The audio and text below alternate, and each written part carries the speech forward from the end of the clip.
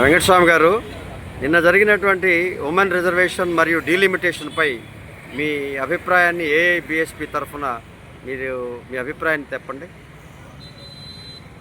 జరిగినటువంటి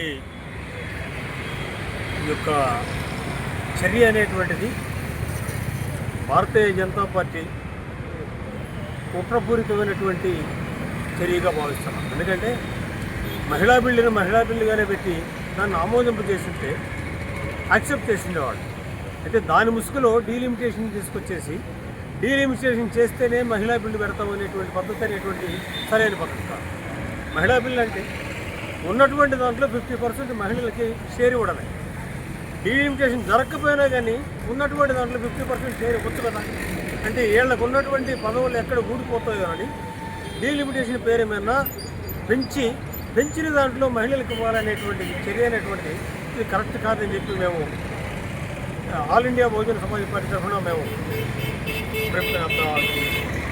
చెప్తున్నాం.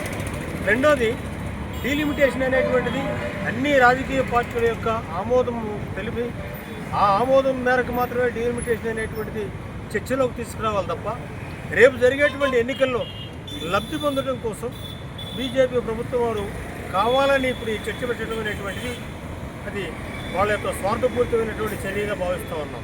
ఈ చర్యని ప్రతి ఒక్కళ్ళు కూడా ప్రతిపక్షాలు మొత్తం కూడా ఏకకంఠంతో ఖండించాయి. ఈ బిల్లు వీగిపోయింది.